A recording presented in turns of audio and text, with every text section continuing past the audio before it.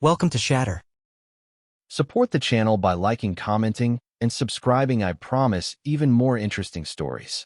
I wasn't supposed to see her list. It wasn't meant for my eyes. It was buried in the back of her notebook, the one she always kept zipped inside her tote bag like it held state secrets. But when someone says, "I just need space to figure myself out," and walks out with 3 suitcases and a playlist called Rebirth, you stop giving them privacy. And that's how I found it. A bulleted list, scribbled in blue ink, right under a heading that said, "Goals for my next chapter." Top of the list? No more him. Not a breakup text. Not a conversation. Not even my name. Just him.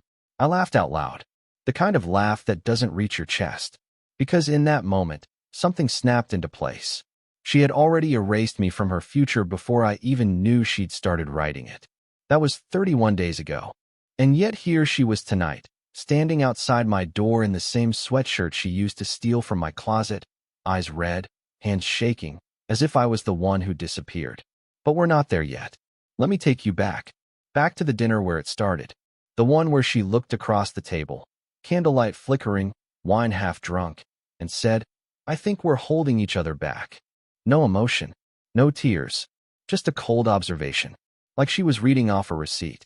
I didn't argue, because in that moment, I realized I'd been doing all the holding. She'd let go long before. She moved out the next morning. No fight, no begging, no door slam, just silence. The kind that doesn't echo, it absorbs. For the first week, I thought it was temporary. She'd call. We'd talk. Figure it out. But then the list. That damn list. It turned something off in me. Not anger. Not even sadness. Just a quiet decision. I won't chase someone who's already closed the door behind them. So I vanished, not in distance, but in availability. Muted her. Blocked her favorite coffee shop. Switched gyms. I became a ghost in all the places we used to share. She got what she wanted. No more me. Which makes what happened tonight so much harder to understand. Why, after all this time, all this silence? Was she standing on my porch, crying? Because what she didn't know was this. You can write, "No more him," in ink all you want. But if the man you left behind becomes someone you can't reach anymore, the silence hits different. And now she was about to learn what it feels like when the person you erased doesn't come looking to be found. A week after she left, I ran into Lauren, one of her co-workers. We were never close, but she always had a strange look in her eye when we crossed paths. That mix of sympathy and guilt you can't quite place until much later. She said hi like nothing happened. Like I wasn't standing there with a half-empty shopping cart and a 1,000-yard stare. And then she asked, "So, how are you holding up?" That's when I knew there was more to the story than just finding herself. I gave her the kind of smile you reserve for funerals and board meetings. Cold. Precise. She nodded like she understood. But what she said next shifted the ground beneath my feet. "She's been spending a lot of time with Trevor lately. Just thought you should know." Trevor. The guy who once helped me move a couch into our apartment. The one who called me bro every time we met. The one I trusted to drive her home after office happy hours when she'd had one too many. That Trevor. So no, it wasn't about growth. Or self-discovery. Or us holding each other back. It was a strategy. Leave first. Spin the narrative. Rebrand as independent. Then slide into something new without the shame of overlap. Only the overlap was real. And messy. I didn't confront her. Didn't send a paragraph. Didn't call Trevor. I just stopped participating. Because here's the thing most people don't get. Revenge is loud. But detachment? That's surgical. That night, I opened my phone and started scrubbing. Removed her face from every memory bank. Deleted the shared calendar. Disconnected our Spotify. Blocked her Apple ID from the home network. She didn't notice right away. Of course not. She was too busy chasing freedom. But when she tried to check the thermostat and it didn't load, when her favorite playlist disappeared mid-drive, that's when she probably started realizing. I wasn't just letting go. I was rewriting access. Then came the final piece, the bank. We had a joint savings account, one we'd built over 5 years. She hadn't touched it yet. Probably thought she'd get around to it when she needed a vacation. I moved my share. Left hers. No drama. No message. Just a silent, irreversible line in the sand. I went back to my apartment, poured a drink, and stared out the window for a long time. That was the night I stopped waiting. Stopped hoping she'd explain. Because explanations are for people who still have a place at the table. And she had already packed her seat and left with it. She thought the list was a manifesto. But what she didn't realize was, once someone becomes your goal to get rid of, you can't crawl back when the silence finally answers. A few days after Lauren dropped that bomb, I saw the list again. Not by accident this time. I went looking for it. The notebook was still in the drawer she forgot to empty. Maybe she didn't think I'd open it. Maybe she thought I wouldn't want to know. But I did. I wanted to see the exact moment she stopped seeing me as a partner and started viewing me as a problem. It was written like a New Year's resolution, but colder. Goals for my next chapter. No more him. Get my own place. Travel solo. Focus on my body. Rebuild my brand. Weekly content, no excuses. Stay away from comfort. I read it twice. Then a third time. Not a single mention of healing, or honesty, or accountability. It wasn't a recovery plan. It was an erasure manual. She didn't want to grow through what happened between us. She wanted to rebrand from it. Make it aesthetic. Make it hers. That was the moment I knew I'd never be anything more to her than a lesson she'd try to package for likes. That same night, I got tagged in an old photo by a mutual friend. A 4th of July party. The two of us, back when she used to laugh with her whole face. I stared at the image for a long time. Then I clicked on her profile. It was different now. Cleaner. Polished. Almost corporate. Bio, building the life I deserve. One boundary at a time. She was trying to turn what we had into a stepping stone for her audience. But I wasn't going to be her cautionary tale. So I muted the tag. Deleted the photo. And then I did something I hadn't planned. I printed her list. Folded it neatly. Slipped it into an envelope. Wrote her name on the front in sharp, clear letters. And left it on the desk. Right by the front door. So if she ever came back, to explain, to spin, to plead, she'd see it. Not as a threat, but as a reminder. She didn't lose me to another woman. She lost me to her own checklist. And some goals come true more violently than you expect. No more him. Wish granted. But when the silence that follows doesn't feel like freedom, that's when reality catches up. And reality doesn't care how many followers you have. It only asks one question. What do you do when the man you erased isn't broken, but gone? It took about 2 weeks for the energy to shift.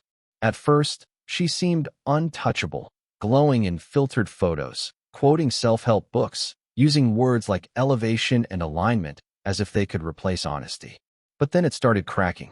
It began with a missed birthday text, her cousin's, then a post from her best friend that read, "Funny how people forget who was in their corner when no one else was." The curated life was starting to feel empty, because performance doesn't keep you warm when the lights go off. And I stayed quiet. Not bitter. Not lurking. Just gone. She noticed. I could feel it in small ways. A view on an old story. A friend of hers watching my profile. That fake account that always liked photos exactly 5 minutes after I posted. She was circling. Not reaching out. Not yet. But circling.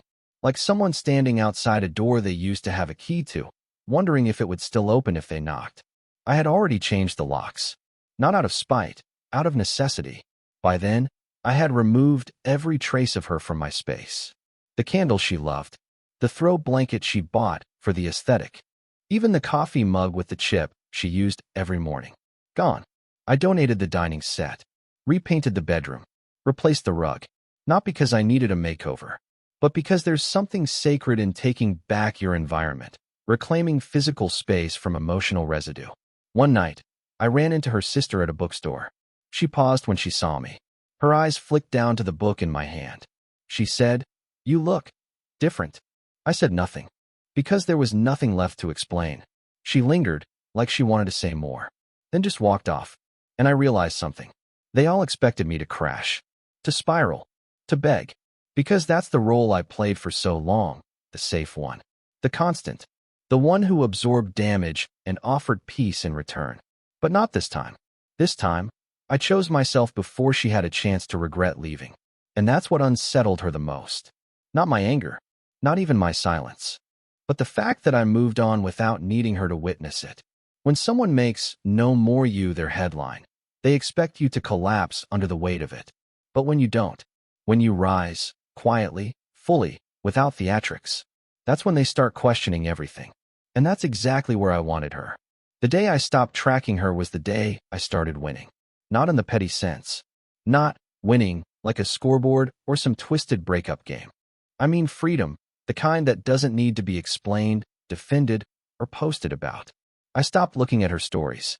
Stopped reading between the lines of every caption. Stopped wondering if the guy in the background of her gym video was Trevor. Because I wasn't in competition anymore. The only person I needed to outrun was the version of me that used to wait for her to change. And that man was long gone. Instead, I started building in silence. A new routine. Early runs. Clean food. Focused work. Quiet evenings. Not to impress. Not to get noticed. But to reset. Because when you've been someone's emotional airbag for years, peace feels like rebellion. Around week 5, she finally cracked. It started small.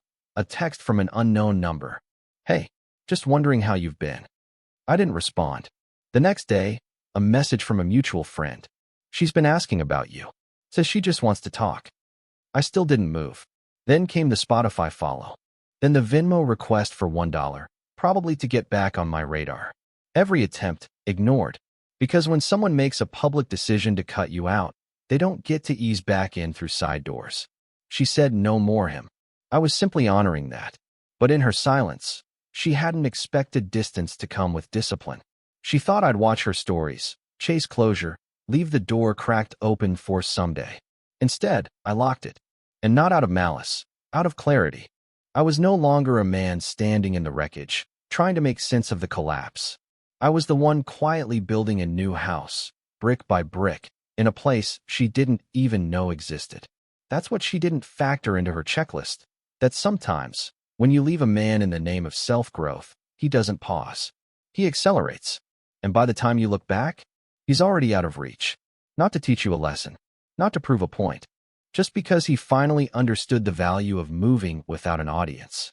I didn't make a scene. I made a new standard. And the silence she left behind, I filled it with purpose. I knew the shift was coming. I just didn't expect it to be so public. She posted a reel one morning. Shaky clips from yoga, smoothies, city walks, cut between captions like, "Healing isn't linear," and "Protect your peace at all costs." I watched it once muted. She didn't look broken. She looked tired. Not in her face, in her effort. The kind of tired that comes from performing strength instead of living it. And for the first time, I felt nothing. Not resentment. Not pride. Just distance. Later that day, I got a DM from someone I barely knew. A girl from her old friend group. She didn't say much, just 4 words. "She's losing her grip." That was all. No backstory. No gossip. Just enough to confirm what I already sensed. That the empire she tried to build on detachment was crumbling. Because detachment isn't real if it needs an audience. She thought disappearing from my life would buy her a new identity. But what she didn't understand was that identity built on performance collapses when the camera turns off. And that's what was happening. Her circle had shrunk. The posts got fewer. The captions more vague. Even Trevor had gone quiet. I didn't celebrate it. Because this wasn't about karma or payback. This was about clarity. The version of me who would have been watching, waiting, hoping, he no longer existed. Instead, I was living a life she didn't recognize. Different gym. New work crew. Even changed my number. She couldn't reach me, not digitally, not emotionally. And that's when the cracks turned to fractures. People started noticing. A guy from our old neighborhood messaged me out of nowhere. Said, "She talks like you disappeared. But we all remember who did the leaving." Funny how that works. You write, "No more him," like a victory. But when the silence turns out to be louder than the drama, people start asking questions. She had built a narrative on leaving a man who wasn't evolving. But now she was the one circling old friends, old places, old patterns. Meanwhile, I was nowhere near the storm. Because I'd stopped playing her game. And when you stop playing, the performance loses power. She thought I was a chapter she closed. But I was the book she didn't finish. And now? Now she's stuck rereading the part where I stopped asking to be understood. And simply walked off the page. By month 2, she wasn't glowing anymore. Not in her stories. Not in the updates she tried to slip through our mutuals. And definitely not in real life. I saw her from a distance at a friend's engagement party. One of those everyone's invited events where the air is thick with smiles and secrets. She walked in late, alone. Hair done, makeup precise, but her energy? It was fractured. People noticed. Not because she was dramatic, but because she was disconnected, floating through conversations without anchoring in any of them. No Trevor in sight. That was the first confirmation I didn't need, but got anyway. Later that evening, someone asked her where I'd been. Just casually. A passing question. She froze. Then laughed. A fake one. Said something like, "Oh, he's doing his own thing. I'm happy for him." But her eyes didn't match her voice. Because doing my own thing wasn't a phrase, it was a reality. A reality where I was no longer her echo. No longer orbiting the ruins of what we were. I was gone. I left the party early. Didn't say goodbye. Didn't make a scene. That's what gets them. Not your pain. Not your words. But your absence. When I got home, there was a message waiting. Unknown number. Again. This time it was longer. I know I made mistakes. I just hope we can talk someday. I miss having you in my life. I didn't answer. Because talking requires a common language. And I no longer spoke hers. She didn't expect me to evolve without her. She thought, no more him, meant she'd control the timeline. That if, or when she changed her mind, I'd still be somewhere nearby, ready to understand. But she misunderstood what silence really does to a man who finally chooses himself. It rewires him. It teaches him that peace isn't the absence of noise. It's the absence of need. And I didn't need her anymore. Not to explain. Not to apologize. Not to remember. I had built something stronger than forgiveness. Detachment. She wasn't the villain. I wasn't the victim. She simply underestimated the man who would honor her decision more than she ever expected. And by the time she realized that silence could be permanent, it was already too late. She used to call me her safe place. Now she was locked out of it. And every door she once had a key to, it no longer existed. It was late. A little after midnight. I had just turned off the lights in the kitchen when I heard it. Soft, uncertain, almost apologetic. A knock. Not aggressive. Not urgent. Just enough to say, I don't belong here, but I came anyway. I didn't need to look through the peephole. I knew it was her. That same hesitation in the air. That same silence that begged without words. I stood there in the hallway, barefoot, heartbeat calm. Not because I didn't feel anything, but because I had already felt everything. Months ago. Back when she left. Back when I read that list. Back when I realized I wasn't a person to her anymore. I was a phase to outgrow. Now, here she was, back where she promised herself she'd never return. And I didn't move. I didn't open the door. I didn't speak. Because that knock wasn't about reconciliation. It was about regret. The kind that creeps in when your plan for freedom turns into a loop of recycled distractions. She had lived her next chapter and discovered the page was blank. I heard her shift her weight. Then another soft knock. Still, I stayed quiet. Not out of cruelty. Out of clarity. Because some people come back not because they miss you, but because they miss the version of themselves they once were around you. And I wasn't offering that version anymore. Eventually, I heard her walk away. Slow steps. No words. The hallway swallowed her sound like it had so many nights before. And I stood there. Not proud, not bitter, just still. This wasn't revenge. This was the echo of her own choice meeting her in real time. She had made no more him her priority. And now that reality had a pulse. I walked back to my living room, sat on the couch, and picked up the book I'd been reading. A quiet page. A new chapter. She had knocked hoping for the past. But I had already stepped into the future. And it had no place for someone who treated my presence like a phase she could outgrow. That's the part they never prepare for. When the door doesn't just stay closed. It disappears altogether. The next morning, I got a call from her best friend. That never happened before. We'd never spoken one-on-one, not even during the years we were together. She was always polite, distant, neutral. But now her tone was different. Tight. Hesitant. She said, "I think you should know she's not doing well." I didn't ask why. Didn't feed the moment. She continued anyway, like silence wasn't an answer she was prepared for. She's been spiraling. Not sleeping. Canceled her content deals. Stopped going to the gym. I don't know what happened, but you should just know. I hung up without a response. Not out of disrespect, but because nothing needed to be said. You don't reach out to the man she erased expecting him to be her rescue line. Not when her whole platform was built on not needing him. But now the cracks weren't private. People around her noticed. Her image, the independent, healed, self-evolved version, it started glitching. You can't maintain fiction forever, not when the foundation is built on denial. Soon after, I got a call from a number I hadn't seen in months, her mother. I didn't answer, because this wasn't my burden anymore. And honestly, it never should have been. I didn't burn bridges. I didn't call anyone out. I didn't retaliate. All I did was leave her with the silence she once claimed to crave. And now? Now she was drowning in it. She built a life that excluded me, wrote my name off in a list like it was something she had to clean out. But healing doesn't come from subtraction. It comes from accountability. And that was the one thing she never picked up.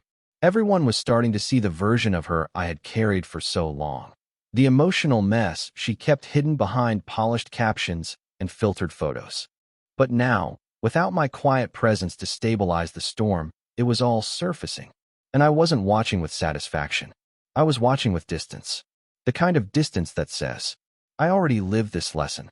Now it's your turn. She taught the world how she let me go for her peace. Now the same world was watching her unravel without me. And the lesson was louder than any argument. You don't get to treat someone like a phase and expect them to stand still while you figure it out. Because sometimes, the person you let go is the only one who was holding it all together. It's strange how quiet freedom feels when it finally settles in. Not loud, not victorious, just still. The kind of stillness that doesn't need music or movement to feel full. The kind that comes when the storm has passed and you finally realize you never needed the noise to begin with. That morning, I went for a run, 6 miles, no playlist, just pavement and breath. It was the first time in years I didn't think about her at all during it. No flashbacks, no questions, no imagined conversations. She was gone, not because she disappeared, but because I did. From her world, from her narrative, from the version of myself that thought love was something to prove. It wasn't. Love, I've learned, is something you protect, not perform. And if you have to fight to be seen, you're already invisible. Back at my place, I brewed coffee and sat by the window. No phone, no scrolling, just the view and peace. That's when the last message came. It was her. Not a knock, not a call, just a long text. Apology, reflection, regret. She said she didn't expect to miss me in this way, that she thought removing me would clear space. That instead, she ended up sitting in silence that didn't feel like peace, but punishment. Said I was the calm. Said she didn't realize how much I held until I wasn't there to carry it anymore.